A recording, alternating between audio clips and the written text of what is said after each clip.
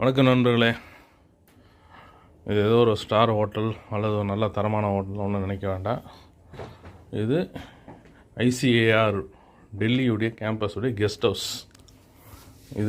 இது என்ன அப்படின்னா Indian council for agriculture research அப்படின்னு சொல்லக்கூடிய இந்த மத்திய அரசு நிறுவனத்துடைய கெஸ்ட் ஹவுஸ்.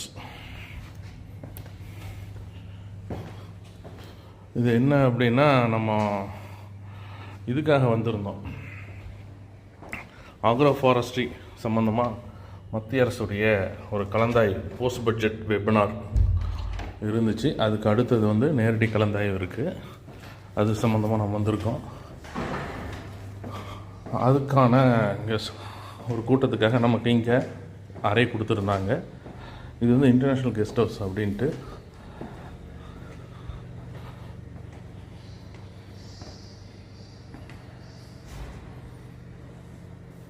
இதெல்லாம் உள்புறம்.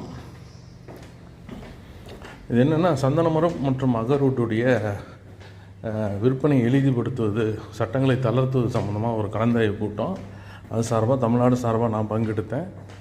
அது மாதிரி எல்லா மாநிலங்களிலிருந்தும் அந்தந்த பகுதி விவசாயிகள் சங்க உறுப்பினர்கள்லாம் வந்திருந்தாங்க. நம்ம சந்தன மரம் மற்றும் செம்மர விவசாயிகள் சங்கம் சார்பாக மாநில ஒருங்கிணைப்பாளன்ற முறையில் நான் பங்கெடுத்தேன். இதுதான் கெஸ்ட் ஹவுஸ். சிறப்பாக பண்ணியிருக்காங்க, க்ளீனாக இருக்குது. டெல்லி வரும்போதே கொஞ்சம் பயம் இருந்துச்சு. ஆனால் மத்திய அரசு நிறுவனங்கள்லாம் சிறப்பாக இருக்கும், அதிலெல்லாம் சந்தேகம் கிடையாது. ஆனால் சாலைகளெல்லாம் அந்தளவுக்கு நல்லா இல்லை. நிறைய குப்பை, பயங்கர சத்தம் எப்படி இருந்துச்சு. மற்றபடி உள்ள நிறுவனங்களுக்குள்ளே அருமையாக இருக்குது, நல்லா பண்ணியிருக்காங்க. அப்புறம் இது நிறைய கட்டடங்கள் பிரிட்டிஷ்காரங்க காலத்தில் கட்டினது. இது கூட இந்த கட்டமைப்பு பார்த்தா பிரிட்டிஷுடைய இது தெரியுது. ஏன்னா இது பிரிட்டிஷ் காலகட்டத்தில் தான் இந்த நிறுவனம் உருவாக்கப்பட்டிருக்கு. அதுதான்.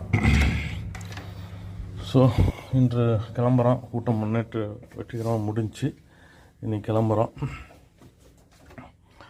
பார்ப்போம் தமிழ்நாடு அரசு எந்தளவுக்கு சந்தன மர விற்பனைக்கு உதவிகரமாக இருக்குன்ட்டு. இதில் என்ன ஒரு முக்கியமான கவனிக்க வேண்டிய விஷயம் அப்படின்னா, நமக்கு ஒரு நீதி, மற்ற மாநிலங்களுக்கு ஒரு நீதின்றது தான் போயிட்டுருக்கு. சரி, அதை பற்றி நான் விரிவாக பேசுகிறேன். வெளியே போயிட்டு இந்த கேம்பஸை காட்டிட்டு உங்களுக்கு சொல்கிறேன்.